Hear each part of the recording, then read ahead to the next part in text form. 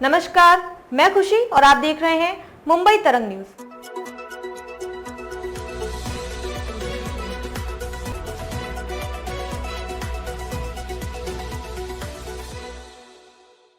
Cease fire के लिए Trump ने भारत पर दबाव डाला। यूएस की एंट्री पर भड़के संजय राउत। भारत और पाकिस्तान के बीच रहे तनाव के बाद शनिवार 10 मई को सीज फायर का ऐलान किया गया।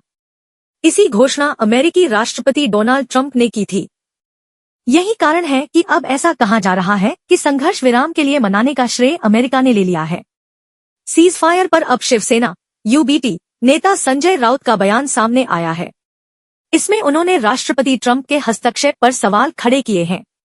संजय राउत ने ट्रंप पर ही सवाल खड़ा करते हुए और श्रेय लेने के मामले में कहा कि अगर इतने ही पावरफुल हैं, तो इजरायल और गाजा क्यों नहीं रुकवा पाए।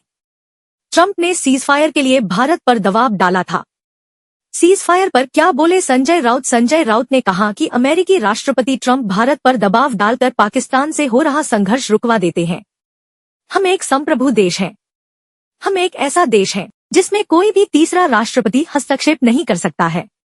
इस तरह की कोशिश भी हमारी संप्रभुता पर हमला है और यह मोदी सरकार की भी कमजोरी है कि अमेरिका के राष्ट्रपति को बीच में आना पड़ा। राउत ने पीएम मोदी पर निशाना साधते हुए कहा कि ऐसा क्या हुआ कि वॉर रुकवाने की क्या जरूरत है। सिंदूर का अपमान करने वालों के लिए ही हमने ऑपरेशन सिंदूर शुरू किया था।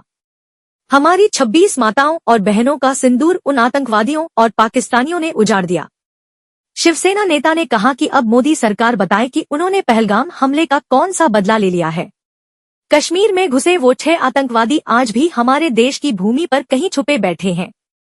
हमने उनका खात्मा अब तक नहीं किया है। राउत ने कहा कि ट्रंप को बीच में लाने की जरूरत क्यों पड़ी। अगर सरकार मजबूत होती तो ऐसा नहीं होता। हमारी 26 माताओं, शहीदों की विधवाएं का सिंदूर छीन लिया गया।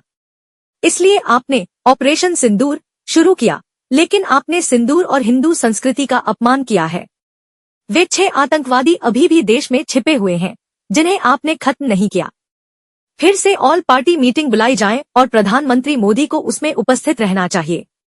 वो आगे कहते हैं कि प्रधानमंत्री बार बार क्यों भागते हैं।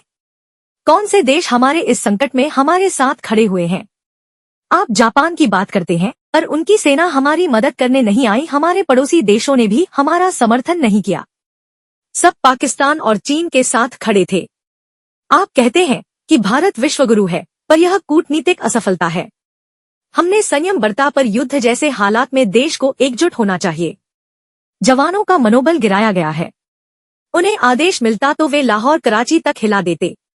आप बताइए, आपने कौन सा बदला लिया है। सबसे पहले तो अमित शाह का इस्तीफा लिया जाना चाहिए। आज भी श्रीनगर में बम धमाके हो रहे हैं। गृह मंत्री जिम्मेदार हैं। प्रधानमंत्री को भी जिम्मेदारी लेनी चाहिए। उन्हें पद पर बने रहने का कोई अधिकार नहीं है। सीज फायर के लिए मानना एक तरह की गद्दारी है। आज अगर इंदिरा गांधी होती तो पाकिस्तान की हिम्मत नहीं होती। 1971 के युद्ध में हमने देखा कि कैसे 90,000 पाकिस्तानी जवान घुटनों पर आ गए थे। जनरल मानेकशॉ, जनरल जगजीत सिंह अरोड़ा जैसे सेनापति थे। पाकिस्तान ने सरेंडर किया था और उसके टुकड़े हो गए थे। आपने क्या किया? सिर्फ नारे लगाए। खबरों में अब तक के लिए बस इतना ही। फिर होगी आपसे मुलाकात ऐसे ही एक और लेटेस्ट अपडेट के साथ। तब तक के लिए नमस्कार और बने रहिए मुंबई तरंग न्यूज पर।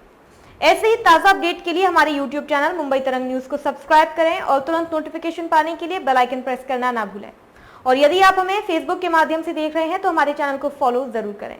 धन्यवाद।